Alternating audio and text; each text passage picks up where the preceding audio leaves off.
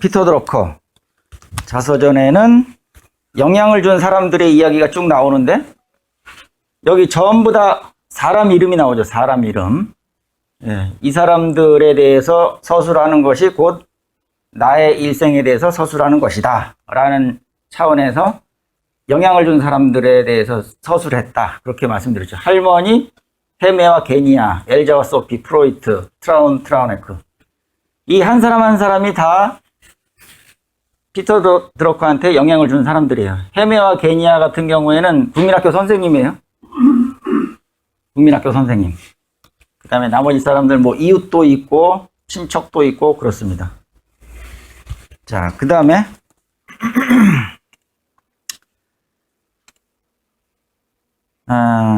글쓰기 치료.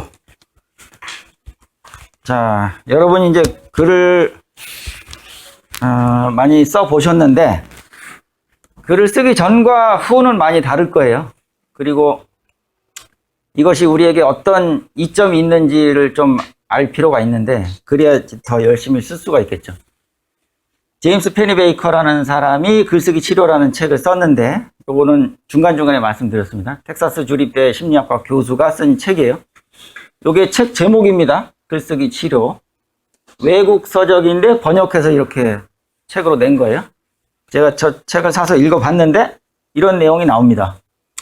자, 여기 쭉 보시면은 뭐냐면 이 사람이 심리학과 교수니까 자기 이론을 정립하기 위해서 실험을 했겠죠. 또 뭐 석사과정, 박사과정 학생들도 있었을 거고. 그래서 이론을 만드는데 이제 글쓰기가 심리의 치료가 되느냐, 심리 치료에 도움이 되느냐 그걸 연구한 거예요. 그런데 실험을 어떻게 했냐면 4일 연속으로 15분씩 글을 쓰게 했어요. 임상 대상자들을 모아놓고. 그러니까 뭐 5명이 됐든지 10명이 됐든지 모아놨겠죠. 그래서 그 사람들한테 과제를 준 거예요. 자, 매일 15분씩 글을 쓰는데 4번 한다. 4번.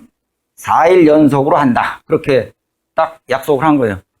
15분씩 4번을 했으니까 다 합하면 1시간이죠. 1시간.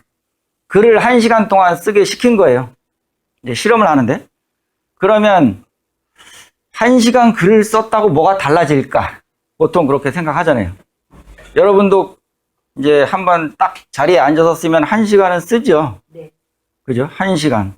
한 번에도 1시간을 쓰는데 4번에 나눠서 1시간 동안 썼다 그러면 이건 뭐 나한테 큰 도움은 안 될 것 같은데 도움이 됐느냐 그걸 따져본 거죠. 근데 글의 내용이 뭐냐면 트라우마에 대한 글쓰기예요. 트라우마. 아시죠? 심리적 외상. 네. 내가 예전에 상처받았던 거에 대해서 생각하면서 글로 적은 거예요. 근데 그렇게 해서 1시간을 썼더니 어떤 변화가 생겼냐?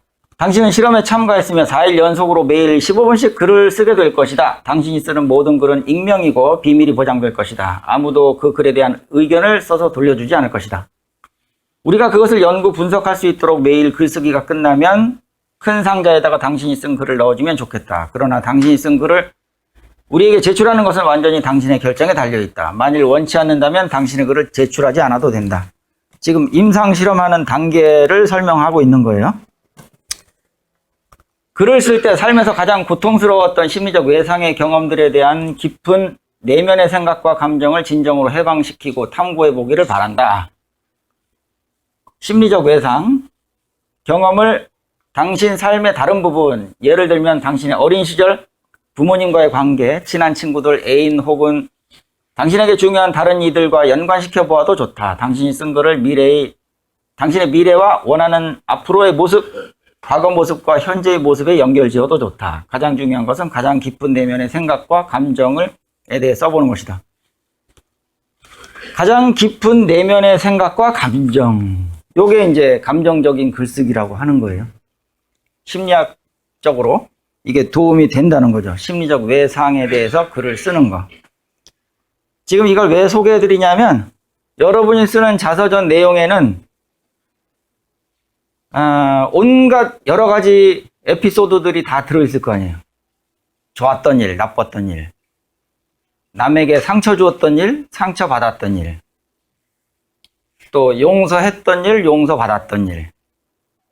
그런 게 다 들어있죠. 심리적인 내용이 많이 들어있어요. 철학적인 내용. 그래서 글을 쓰면 그런 트라우마가 치료가 된다는 거죠. 나흘 동안 내내 한 가지 주제에 대해 써도 좋고 날마다 새로운 이야기를 써도 좋다. 그 선택은 전적으로 당신에게 달려있다. 많은 사람들이 심리적 외상을 겪어본 경험이 한 번도 없을 수도 있지만 우리 모두는 여러 중요한 갈등이나 스트레스와 직면하여 살고 있다. 그런 것들에 대해 글을 써도 좋다.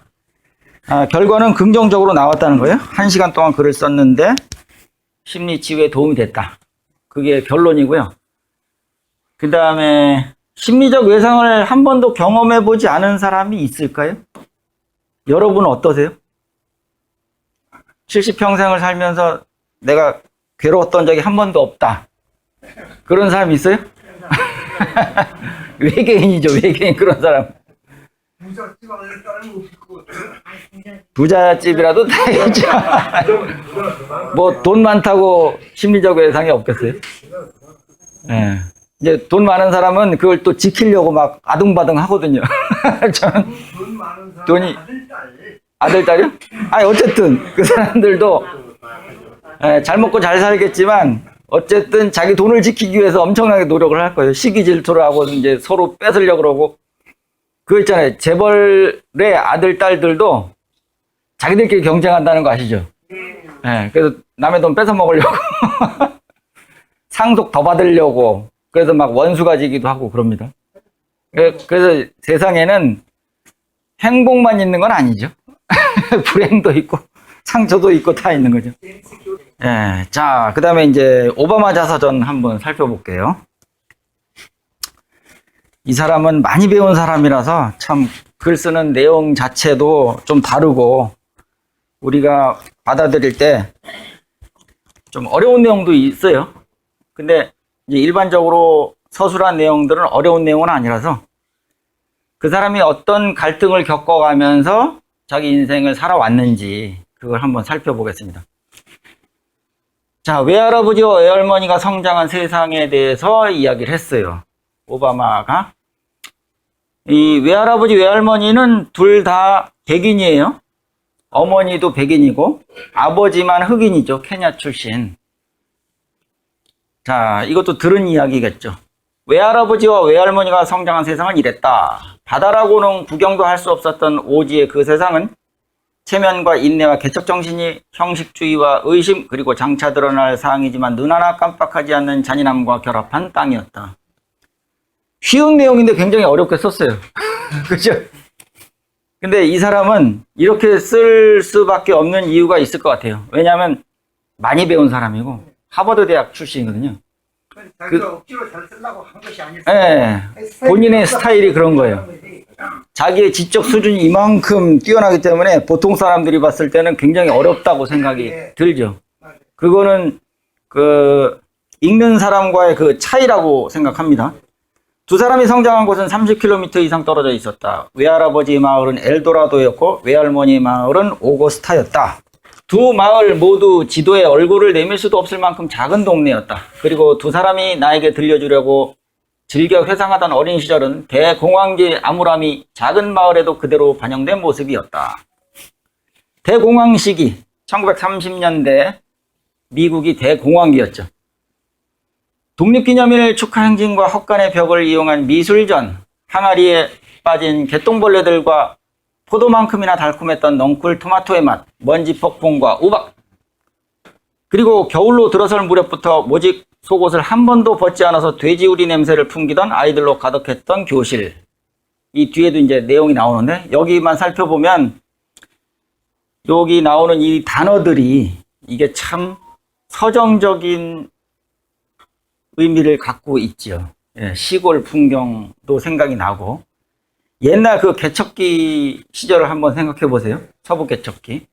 그때는 뭐 우리나라 1950년대, 60년대나 다를 바가 없었겠죠.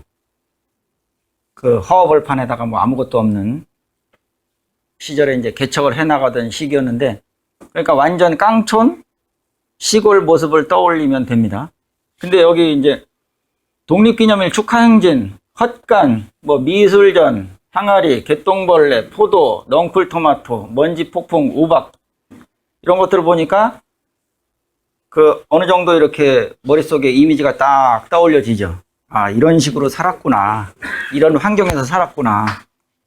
그런 거를 볼 수가 있습니다. 사진은 국민가요? 저 사진에 보면 예, 모래폭풍. 인터넷에서 따갖고 온 사진입니다. 은행이 도산하고 농장의 소유권이 날아가던 그 아픈 기억들조차도 외할아버지와 외할머니가 회상할 때는 낭만적이었다. 자, 이거 보면, 이 문장 보면 어떤 생각이 드세요? 여러분 입장에서 볼 때는 어떤 생각이 드세요? 예, 그렇죠. 보세요. 이게 불행한 일이잖아요. 은행이 도산하고 농장의 소유권이 날아가던 아픈 기억들. 근데 이 아픈 기억들이 낭만적이다. 이게 말이 될까요? 저걸 어떻게 해석해야 되죠? 예. 지나놓고 보니까. 지나놓고 보니까, 아, 그 당시가 그래도 그리워진다, 행복했다. 뭐 행복까지는 아니더라도, 예, 그것이 지금 생각해 보면은 낭만적일 수도 있겠다. 뭐 그런 생각이죠. 그거는 자기가 오바마가 직접 경험한 얘기가 아니기 때문에 예, 그래서 자기가 상상을 해서 할머니 할아버지 그렇죠. 그거에 대해서 예. 한마디 쓸 것이다라고 생각하는 예, 할머니 할아버지 얘기는 또 다를 수도 있어요. 예, 예, 세월이 지났다 하더라도 예, 예. 기억하면은 아 그때 아팠던 그 상태가 트라우마가 어떻게 예. 그렇죠. 이제 본인의 생각은 어떤지 모르겠는데 어쨌든 우리도 이런 생각을 한다는 거죠. 예를 들어서 젊은 시절에 내가 돈이 없어서 반지하방에 살면서 아주 고생을 했다. 예, 남한테 서름 받으면서 전세방이라서 막 주인한테 구박받으면서 서름을 겪었다. 그러면은 그때 당시는 굉장히 힘들었는데 30년이 지나고 40년이 지나고 지난 다음에 딱 생각해 보면 그게 약간 낭만적일 수도 있잖아요. 그런 이야기를 지금 써놓은 건데 약간 공감이 됩니다. 모든 사람들이 그 힘든 시기를 함께 겪었고 그런 일체감이 사람들을 가깝게 묶어놓았다. 이건 맞는 말인 것 같아요. 예를 들어서 이게 가깝게 묶어놓았다는 게 이게 그거죠. 정신적으로 단결할 수 있었다. 왜냐하면 1950년대, 60년대 한국의 상황을 보면 허벌판에다가 전쟁이 나고 나서 아주 못 먹고 못 살고 힘든 시절이었잖아요. 그런데 그럴 때일수록 사람들은 간절함이 있기 때문에 뭔가에 매달리고 또 긍정적으로 생각하려고 그러고 단합된 모습을 보이고 상황을 어떻게든 지나가게 하려고 애를 많이 쓴다는 거죠. 덕분에 자살률도 떨어지죠. 그런데 지금은 어떠냐? 엄청 풍요하고 잘 먹고 잘 사는데 자살률은 치솟는다. 그게 왜 그럴까? 아이러니죠, 아이러니. 그야말로. 잘 먹고 잘 살면 자살을 안 할 것 같은데 오히려 더 많이 해요. 불행하다는 얘기죠. 그리고 못 먹고 못 사는데 자살은 안 하고 열심히 사네. 예, 어떤 게 더 나을까요? 예, 못 먹고 못 살아도 열심히 사는 게 낫지. 잘 먹고 잘 살면서 자살하는 것보다. 그렇지 않아요? 예, 그래서 행복의 기준을 우리가 어디에 두느냐는 굉장히 중요하다고 생각합니다. 자, 그런 거를 느낄 수가 있어요. 여기서도 보니까 행간에서 그런 게 느껴집니다. 가깝게 묶어 놓았대요. 일체감. 다 같이 힘든 시기를 겪었는데도 그랬다는 얘기죠. 그러므로 누구든 두 사람이 초년에 경험하고 숙지했던 미묘한 위계질서와 무언의 실천지침, 즉 가진 것 없이 변변치 못한 곳에서 살아야 했던 사람의 특질을 간파하려면 두 사람이 하는 말을 주의 깊게 들어야 한다. 두 사람이 그렇게 말하는 배경에는 체면이라는 정서가 개입되어 있었다. 말하자면 존경을 받을 만큼 부유하지는 않더라도 결핍 같은 게 드러나지 않도록 더 열심히 일해야 했던 것이다. 야, 읽어보면 말은 굉장히 어려워요. 금방금방 이해하기가 좀 힘들어요. 한 2번 정도 읽어야지, 아, 이게 무슨 말이구나. 그렇게 알아들 정도로. 말 자체는 어려운데, 그거는 이 사람이 지적 수준이 워낙 높기 때문에 그런 거라고 이해를 하면 되겠습니다. 뭐, 내용을 그렇게 어렵게만 쓸 필요는 없는 거죠. 쉽게 쓸 수 있으면 쉽게 쓰는 게 더 낫죠. 자, 그 다음에 이제 단편적인 거 몇 가지 알아보겠습니다. 자, 글을 쓸 때 가져야 할 마음 자세는 뭐냐면, 독자를 고객으로 생각하라. 이게 무슨 말이냐면, 우리가 쓰는 글은 일기를 제외하고 나머지 모든 글은 다 독자가 있어요. 일기는 남한테 안 보여주죠? 네, 자기 혼자 가지잖아요. 나중에 찢어버리든가 불태워버리든가, 네, 공개를 안 합니다. 그런데 그 외에 나머지 글들은 다 남한테 보여줘요. 왜 보여줄까요?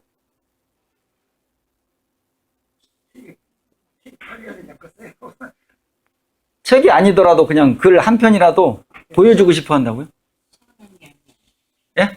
선한 영향을. 아, 선한 영향. 예, 그것도 있죠. 순수되는 사람은 자기가 하고 싶은 일을 찾는 것은, 하고 싶은 말을 찾는 것은 음식을 굽는 것보다 더 큰 고역을 느낀다고 되어 있어요. 자, 이제 글을 써가지고 남한테 읽히고 싶은 거는 그건 그냥 본능에 가까운 것 같아요. 왜냐하면 여러분이 1시간에 걸쳐서 글을 썼다고 생각해 보세요. 내 나름대로 노력을 많이 했어요. 힘과 열정을 들여서 썼는데 그걸 그냥 서랍에 처박아 놓고 아무한테도 보여주지 않지는 않는단 말이에요.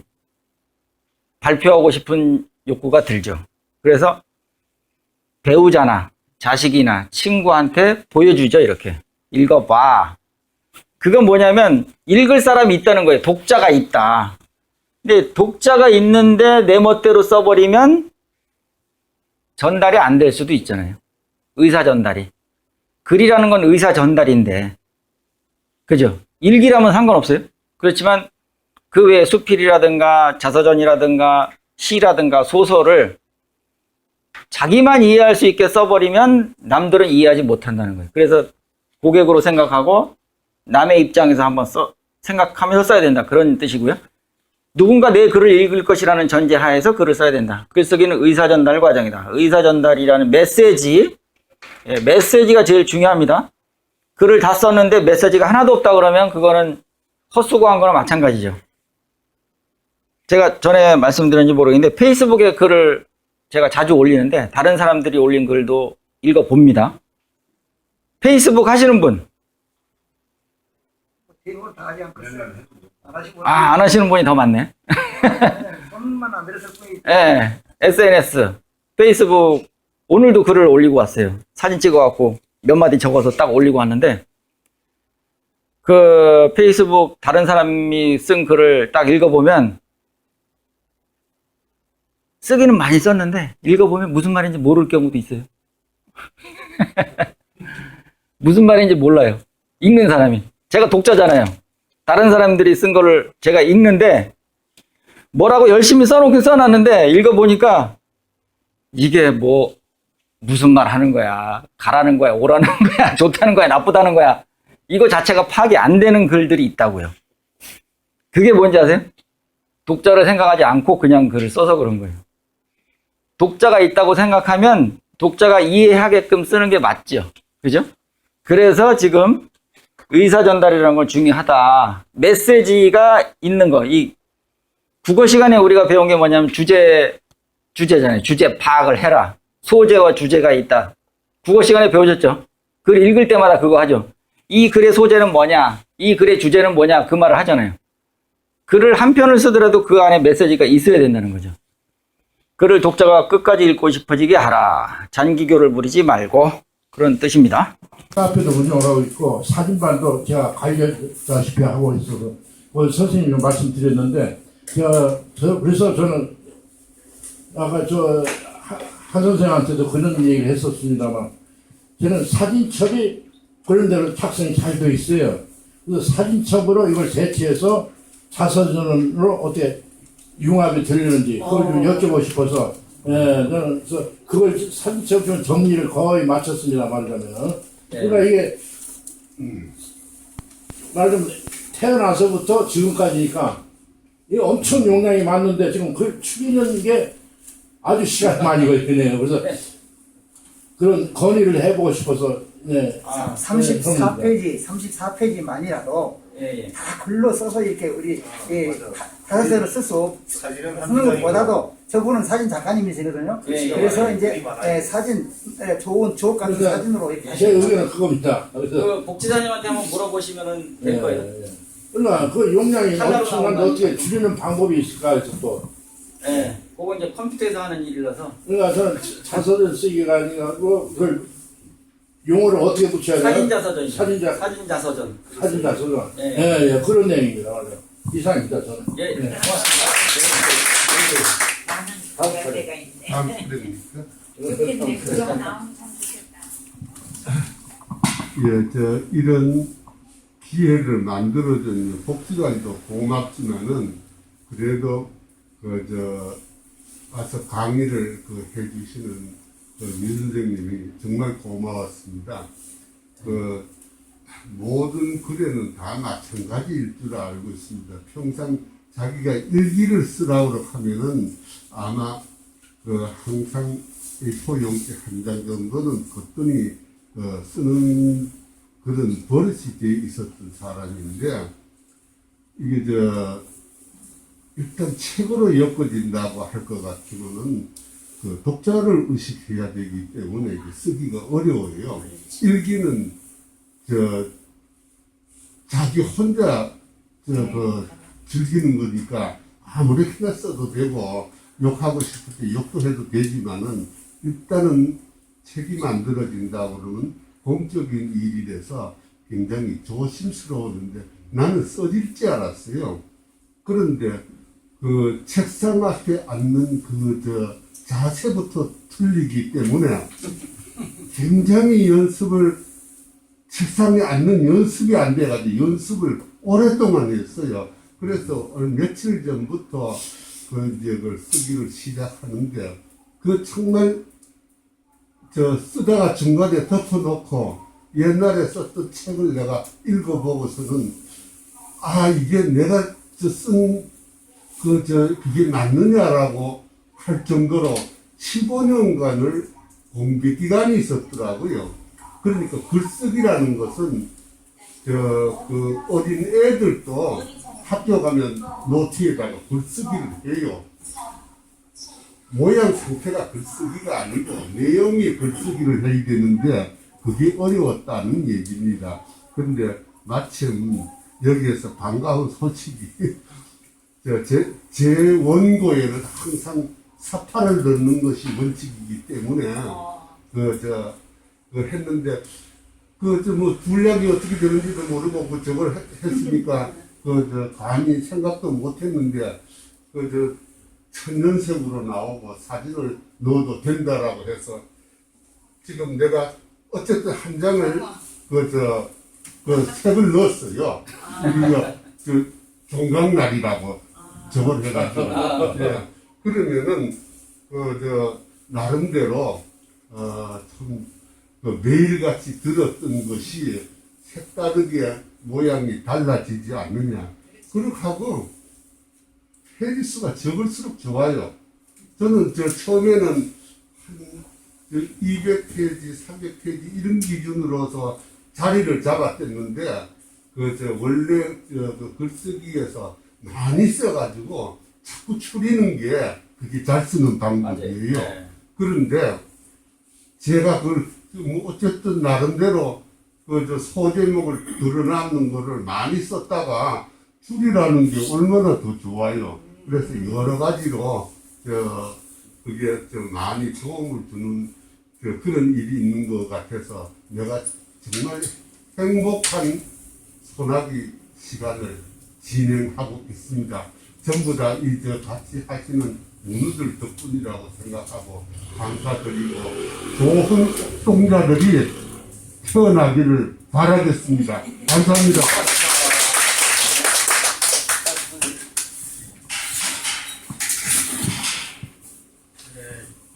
저는 신차라고 합니다. 이 자서전을 지금 제가 8집 동안 들었는데 민 선생님께서 참 하기 싫은 대로 이렇게 글을 쓰다 보니까 어렸을 적 즐거웠던 일, 또 슬픈 일 그런 것도 생각이 많이 나고 그거 이제 하고 그거 쓰다 보니까 참 글 쓴다는 게 어려운 것도 많이 느꼈습니다. 참 이렇게 자서전을 쓰게 돼갖고 참 고맙고 그리고 여기 복지관에도 제가 봉사활동도 좀 하고 활동을 하고 있습니다만 앞으로 민 선생님한테 저게 되면 조금 도움도 받고 해갖고 계속 글을 쓸 생각을 하고 있습니다. 감사합니다.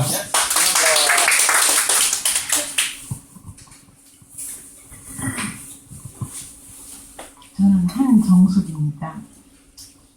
훌륭한 선생님 만난 것 같습니다. 구체적으로 머리가 아무것도 정리가 안 돼 있었는데 요렇게 쓰면 되겠구나 하는 어떤 막연한 글거리가 생각나서 구체적으로 자세하게 글거리를 생각나게 하고 막연했던 과거를 소환시켜서 무언가를 적게 만들어 주셨어요. 너무 강의 횟수가 짧습니다. 쓰기는 시간이 많이 필요한데 너무 숨막히게 달려와가지고 다음 주까지 몇 장이나 써질지 걱정됩니다. 저는 그 자서전 나의 그 연대기 순으로 써는 것보다 자전 스필로 가볍게 써보고 싶은 마음입니다. 아마 선생님 강의가 큰 힘이 될 것 같습니다. 감사합니다.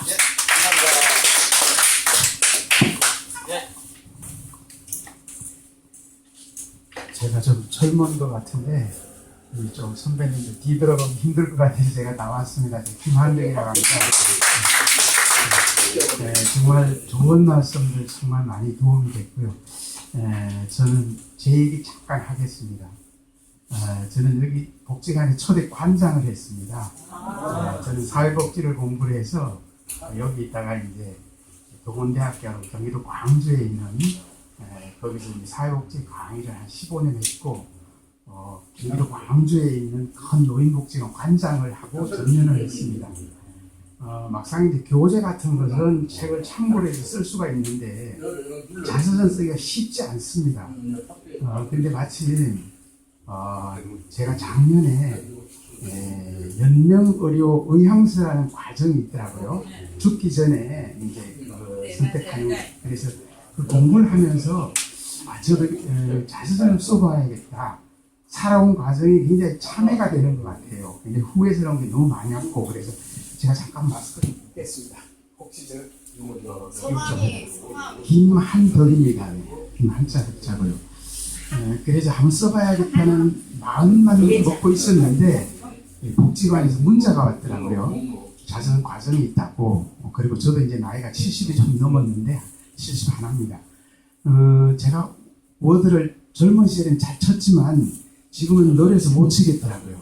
글은 쓸 수 있는데 그래서 여기서 봉사자를 동원해서 써준다고 그래서 제가 이제 동원을 했고 굉장히 글쓰기가 어렵습니다. 책을 보고 막 편집하기 쉬운데 그래서 우리 선배님들 말씀하신 것처럼 정말 우리 민 교수께서 굉장히 체계적이고 한 20년 강의를 하셨으니까 자서전에 대해서 되게 어떤 체계를 세우는데 많은 도움이 된 것 같습니다. 저는 이제 교보문고 가서 오바마 자서전과 베이커 자서전을 사가지고 다 읽었습니다. 근데 제가 체계가 잘 안 서더라고요. 잘 안 서고 다른 것도 더 보고 제 생각에 한 6개월이나 1년 걸려야 좀 마무리가 되지 않을까. 저는 좀 그런 생각을 했고 두서도 없고 책을 써보니까 저녁에 잘 떠오르지도 않고 그래서 저는 이제 술을 한잔 먹고 오면 책상에 반성을 딱 씁니다. 아침에 깨서 보면 이게 무슨 글인지 제가 봐도 이해가 안 되고 그래서 과거를 회상하는데 저는 이제 어머니 아버지 돌아가셨을 때 그 고객들 왔던 그 도움 주시러 왔던 분들 방명록 같은 거 애 결혼할 때 왔던 분들 이제 명단도 쭉 보면서 고마웠던 분들 또 내가 직장 생활하면서 많은 것들을 이렇게 좀 회고를 했는데 정말 많은 도움이 됐습니다. 저를 반성하는 이런 쪽에서 많이 됐고 저는 고향은 경상북도 문경입니다. 문경이라서 제가 고향을 가서 옛날 한번 해고해보 봐야겠다. 근데 아직 가지는 못했고요. 이걸 쓰면서 정말로 첫 시간에 얘기해줬던 그런 어떤 치매 예방도 되고 자기를 둘러보는 그런 계기가 됐다 그런 생각도 하고 제가 이제 강의할 때 정리했던 것들을 좀 참고하고 저는 이제 인생에서 너무 늦은 때는 없습니다. 유튜브에서 봤는데요. 미국의 유명한 화가였어요. 모지스라는 혹시 기회 되면 한번 보시죠. 기억하시죠? 두 분 기억하시네요.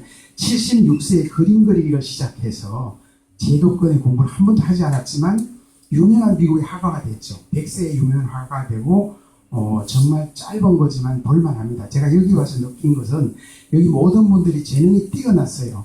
그림 그리시는 분들도 있고 사진작가, 글쓰기도 제가 감동을 많이 받았습니다. 저는 감히 거기 한 원자도 못 올렸는데 아무리 생각해도 제가 잘 못 쓰겠더라고요. 애들 가르치는 건 해봤지만. 그래서 오늘을 계기로 해서 제가 정리를 좀 해서 꼭 한 40페이지 정도 정리를 해서 좀 올리고 하나 건의를 하겠다는, 개인적으로 책을 만들어주는 것보다 어떻게든 이걸 한 권으로 해서 함께 이분들의 좀 책을 읽어봤으면 이런 생각이 좀 많이 들었거든요. 제가 필요하면 건의를 한번 할까요?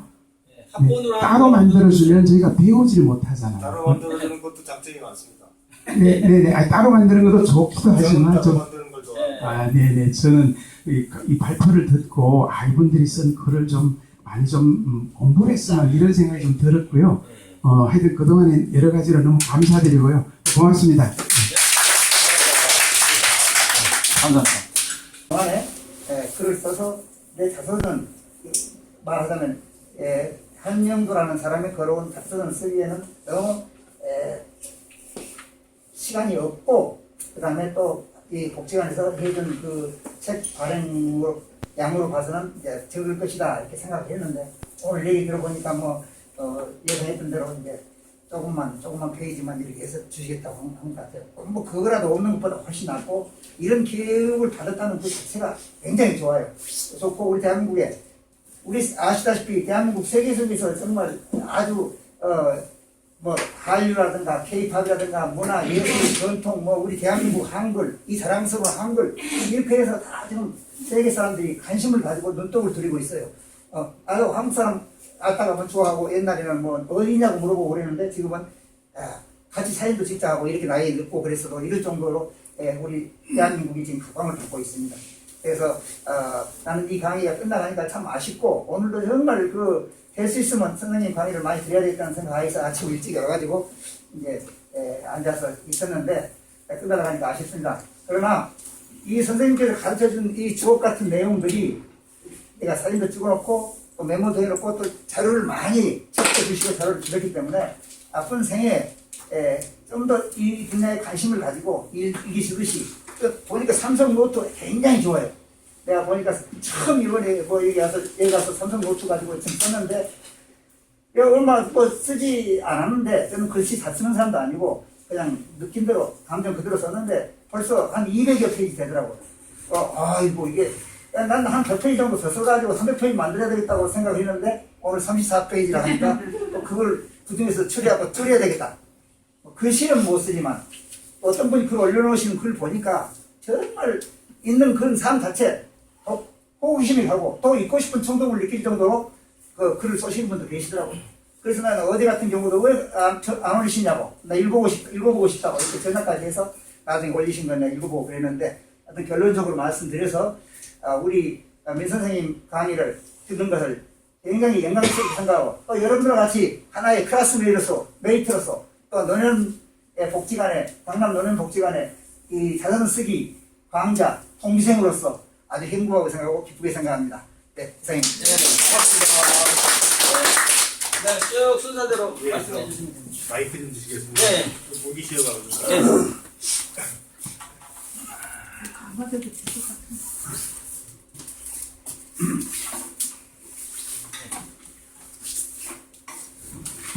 반갑습니다. 저는 박인규라고 합니다. 제가 여기 참여하게 된 동기부터 말씀드리면, 제 친구 중에 그 목사 하시는 분이 계시는데요. 않겠습니까? 그 얼마 전에 굉장히 두꺼운 책을 한 권 주더라고요. 한 500페이지 되는 책인데 자서전이에요. 자서전. 근데 바보 말하기 뭐 시골 목사 해갖고 그런데 그 책을 이렇게 읽어보니까 참 잘 썼어요. 굉장히 그 부러움을 느꼈고 또 한 친구는 교사하다가 은퇴했는데 스필 작가가 됐습니다. 그래서 스필을 그 책을 이렇게 만들어가지고 저한테 몇 번씩 주는데 제가 읽어보니까 굉장히 재미있고 그런데 부러워만 했죠. 야 이게 나는 뭐 재주가 없어서 이거 못 쓰지 나한테. 그렇게 생각했는데 마침 저는 복지관에서 자서전 쓴다는 그런 공고가 붙어갖고 아이고 이거 여기다 한번 내면 무조건 책은 나온다. 저는 용기가 없어가지고 시작은 할 수 있지만 끝낼 용기가 없어서 못했는데 여기다가 일단 저걸 걸어놓으면 무조건 뭐 죽이든 먹이든 책은 나오고 있구나 그런 생각으로 이제 했습니다. 여기다가 신청을 했습니다. 그래서 근데 역시나 마찬가지로 어렵더라고요. 한 6주 될 때까지는 거의 뭐 생각만 하고 계속 스트레스 받고 안 쓰다가 7주부터 좀 쓰기 시작했는데 일단 쓰기 시작하니까 뭐 좀 그래도 밤늦게까지라도 책상에 앉아있게 되고 그래서 뭐 글이 좀 나와서 한 A4 사이즈로 한 10페이지 정도는 만들어 놨는데 그런데 그걸 마무리하려면 아직 멀었고요. 그래서 제가 욕심을 좀 찌려가지고 인생의 그 유년 시대, 그 다음에 그 청년 시대, 나중에 뭐 중장년 시대, 뭐 그래서 이 유년 시대 것만 일단 마무리해서 내려고 합니다. 페이지 수도 마침 이렇게 딱 제안한다고 하니까요. 그리고 특히나 민선 선생님이 가르쳐주는 방법이 굉장히 그 실질적이고 또 굉장히 실질적이라서 안 쓸 수가 없게 그렇게 적당히 스트레스도 좀 주시면서 또 재미있게 또 하시면서 해서 굉장히 감명을 많이 받았고요. 앞으로 이런 강좌가 많이 있었으면 굉장히 좋겠다고 생각하고 나중에 제가 이번에는 그 완벽한 걸 못 내지만 나중에 제가 완벽한 걸 내면 꼭 민 선생님 찾아가서 출판해달라고 그렇게 부탁할 생각입니다. 그리고 여러분들 만나서 반갑습니다. 고맙습니다. 반갑습니다. 저는 정근조라고 합니다. 아마 여기서 제가 막 후배가 될 것 같습니다. 어르신 그 군번 들어간 게 최근에까지 들어갔으니까. 제가 이제 들어와가지고 처음에 아까 최다혜 씨가 들어오라 그래갖고 이제 들어왔는데, 그 다음에 이제 성함이 이걸 봤죠. 그때 뭘 생각했냐면, 제가 어릴 때 추억을 어딘가 좀 정리해놔야 되겠다. 나중에 더 잊어버리기 전에. 근데 그 생각한 거 하고, 실행에 옮기는 건 당연히 좀 어렵더라고요. 그것도 계기가 있어야 그 옛날 추억을 한번 상기시켜보지. 앉아서 그것도 생각을 하려고 그러면 어쩌면 시간 걸리잖아요. 그래서 요번에 그 정리 같은 게 아마 좋은 기회가 됐었고, 내가 5살, 6살 때 되는 기억을 갖다가 좀 어렵게 생각을 했는 것도 있고, 그 뭐 많이 좀 생각을 정리할 수 있습니다. 그 다음에 저는, 해석할 때부터 그걸 조금씩 듣습니다. 듣고, 3년 전에 제가 이제 수필가로 등단했습니다. 등단했고, 그러다 보니까 조금 글쓰기 좀 쉬웠죠. 이것도. 다만 이제 이걸 페이스북에 한번 올리신 분, 내가 아시는 건 알겠지만, 페이스북을 저는 쓰면 가능한 어떤 사실을 묘사하는 게 아니고, 어떤 그 내용을 정리하려고 했습니다. 내가 알려는, 내가 이런 말을 하고 싶다. 예를 들어서, 땅을 보면, 땅을 그냥 간단하게 땅으로 보이는 게 아니고, 공간, 뭐, 비물이든 뭐든 다 받아주는 하나의 도구로서 또 땅을 볼 수 있지 않느냐. 그래서 여러 가지 이제 시각에 볼 수 있는 거. 그 다음에 우리 한 인생 살아가면 돈 주는 거. 그런 식으로 내가 글을 썼고, 그 다음에, 요번에 이것도 마찬가지입니다. 이것도 저 자서전도 마찬가지로 좀 이번에 하면서 내가 어떤 생각을 하고, 어떤 거 생각해갖고, 이번 내 인생을 전체 한번 뒤돌아보자. 그래서 좋은 기회가 됐고요. 그러면서 이제 제가 맞춤, 작가, 지도의 작가지만, 제가 맞춤법도 상당히 틀려보니까, 검증하는 과정에서 끼어쓰기라든가 이런 게 상당히 문제가 많을까. 이번에 아마 이걸 쓰면서, 워드에 넣는다고 지켜보면, 이걸 한 해봐도 검증을 안 했거든요. 아니, 문제가 많더라. 뭐, 배우는 게 어디 끝이 있겠습니까? 요번 일로 계기를 해서, 민 선생님의 좋은 강의, 양식 일반은 처음이다, 사실은. 처음이었죠. 이걸로 인생에 도움이 많이 안 됐겠나. 굉장히 감사를 생각합니다. 감사합니다. 네, 감사합니다.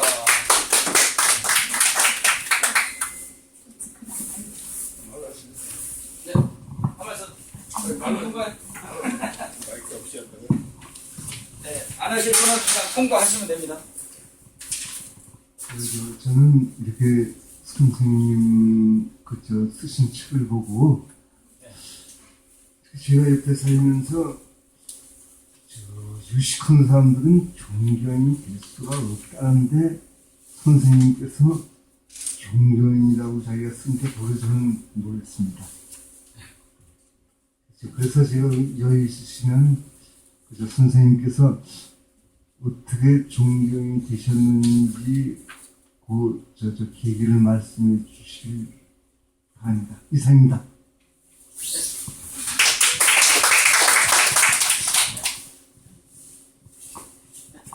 소감을 말씀해 주십니다. 안녕하세요. 신유선입니다. 저는 2달 동안 이 공부를 하는 동안 절반도 못했어요. 그래서 할 말도 없고 평소에 저는 항상 이런 말을 많이 했어요. 저는 보통 사람들보다 좀 힘들게 살았어요. 21살 청산가부 시어머니에다가 내동아들에다가 부대 종선에다가 일도 많고 어른을 모시고 사는 게 너무너무 힘들어서 평소에 제가 그런 말을 많이 했어요.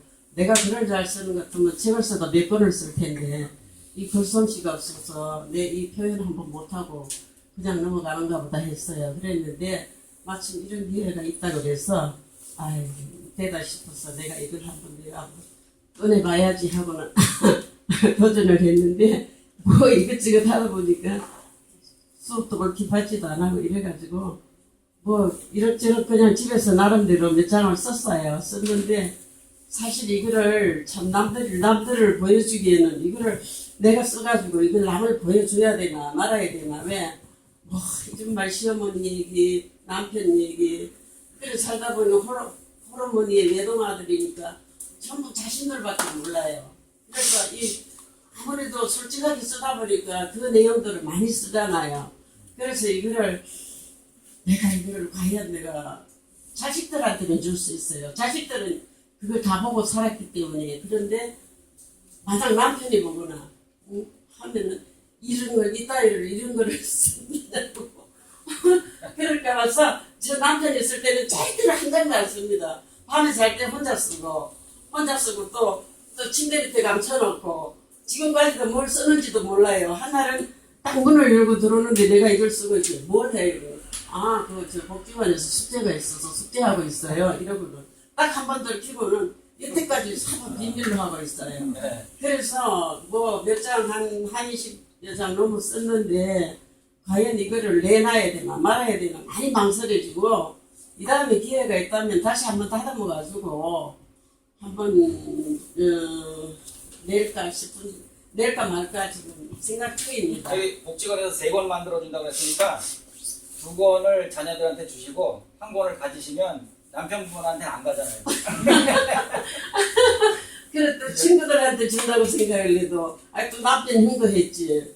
이걸 어떻게 솔직하게 쓴다고 쓴 것이 이걸 내놓지도 못하겠고 진짜 4권만 만들면 딱 맞아. 3권 만들어준다. 좋은 공부 시간인데 이걸 제대로 배우지도 못하고 어떻게 해야 할지 지금도 망설이는 중입니다. 예, 감사합니다. 네, 고맙습니다. 그리고 제가 망설이지 말고 대출하세요. 나중에 후회하십니다. 제가 설명을 좀 해드려야 될 것 같은데, 이 수업에 많이 참가하지 못하신 분은 계속 할 수 있는 방법이 뭐냐면 유튜브를 보시면 돼요. 제가 유튜브에다가 자료를 굉장히 많이 올려놨어요. 그러니까 민선생 자서전 쓰기 그 유튜브 채널로 들어가시면 지금 최근 거 말고 옛날에 올린 것도 많거든요. 그거를 하나씩 눌러보시면 여기 수업에 참가하시는 것만큼은 안 되겠지만 한 80% 정도는 효과를 볼 수 있지 않을까 생각합니다. 네, 거기 네, 민선생 자서전 쓰기 TV라고 있어요. 여기 보시면 좀 이따가 쉬는 시간에 알려드릴게요.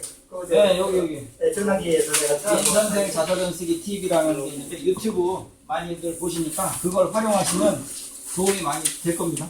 지금 계속하겠습니다. 네, 감사합니다. 그리고 옛날부터 마음은 있었지만 그렇게 잘 안 됐는데 이번 기회에 이렇게 쓰게 돼서 너무 감사하고 또 훌륭한 선생님 밑에서 이렇게 짧은 기회지만은 잘 되었습니다. 그래서 하는 동안에 이렇게 이제 자다가 잠이 깨잖아요. 깨면 2시야. 2시면은 아유 숙제 와서 해야지. 그리고 2시에서부터 4시까지 한 5페이지 정도 쓰고 그래서 나름대로 그냥 쓴 게 지금 저기 한 50페이지가 넘어요. 근데 일기생한테 이제 제가 들은 얘기가 선생님이 40쪽을 해와라. A4 용지 40을 해라. 그래서 그걸 맞추려고 저는 굉장히 노력을 했고 빠졌는데 지난번에 19일에 빠졌는데도 숙제는 제출을 하고 제가 볼일을 보고 왔습니다. 그래서 너무 재밌었고 우리 또 회원들 많이 계신데 남자분이 생각에도 너무 많이 계셨는데 하여튼 좋은 수업 시간이었습니다. 근데 앞으로도 계속 이거를 제가 하고 싶어요. 하고 해서 이게 되면은 그때는 이제 선생님께 이제 연락을 드려서 뭐 아까 우리 선생님 말씀하셨듯이 그렇게 했으면 하는 바람인데 잘 될지는 모르겠지만 그런 생각으로 이거 여기서 멈추지 말고 계속 하고 싶은 마음이고 가능하면 우리가 동아리라도 하나 복지관에 얘기해서 했으면 했는데 그거는 이제 차후 문제고 그렇습니다. 하여튼 감사했고 선생님 수고 많으셨습니다. 네, 고맙습니다. 평소에 말을 많이 하는 것이 좋은 영향보다 나쁜 영향을 준다는 어떤 개념이 있어서 말주머니를 차고 그 속에다 쌓아놨던 건데 이렇게 자서전 이걸 하면서 자전적인 말을 글로 써 모아서 다시 자기가 읽을 때 치료가 되고 정리가 됐어요. 그래서 감사합니다. 네, 감사합니다.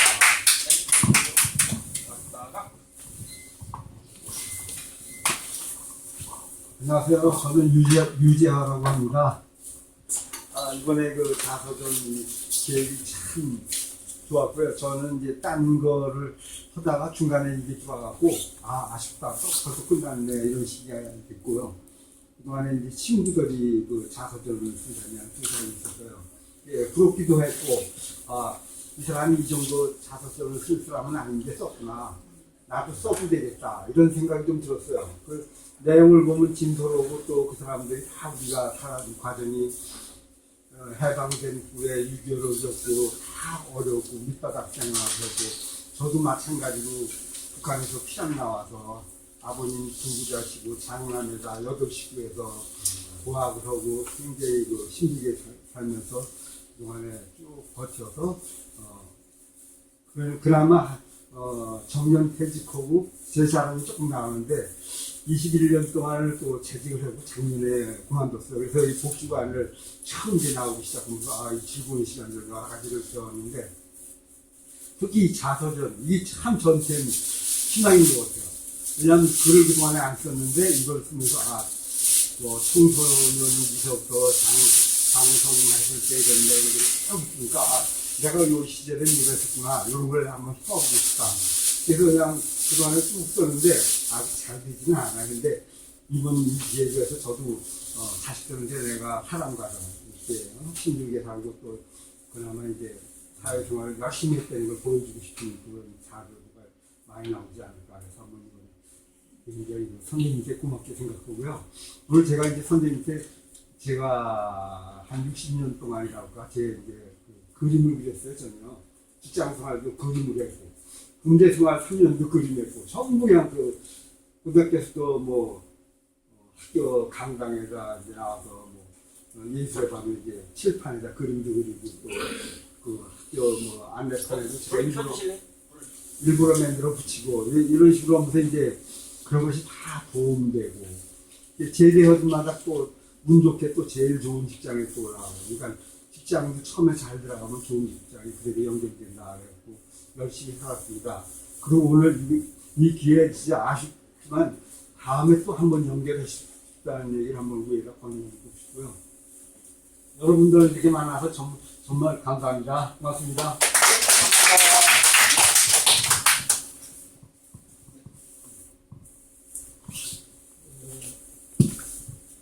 우리 지금 지금까지 강의하신 미 선생님 정말 유익한 내용으로 많이 잘 들었습니다.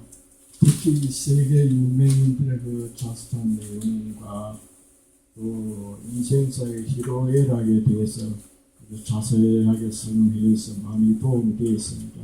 감사합니다.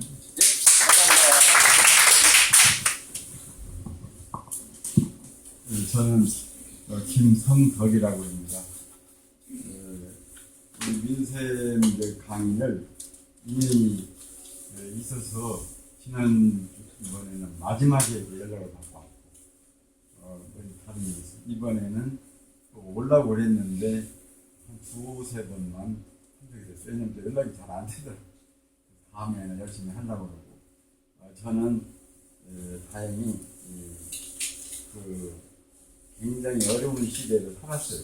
제가 이제 초등학교 때 유교가 있었고, 그 다음에 중학교 때 마산 3일 의거선거가 부정선거에서 죽을 고비를 넘겼고, 그리고 이제 사회에 나와서는 열심히 살았는데, 또 통일에 대해서도 관심이 있어서 논문도 책을 하나 썼어요, 옛날에.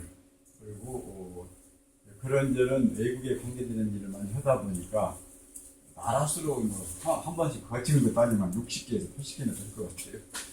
그래서 열심히 돌아다니면서 살고 이학별이 많습니다. 근데 저는 앉아서 자선하는 걸 좋아해가지고 요즘에도 빠지면 하루에 5시간 10시간 합니다.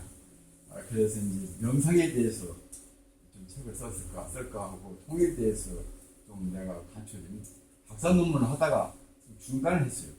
그래서 이제 그 관계를 좀 하고 싶고 명상도 쓰고 싶고 자서전도 이 기회에 우리 민 선생님 만났으니까 많이 지도 편달을 받고 열심히 한번 만들어 보겠습니다. 감사합니다.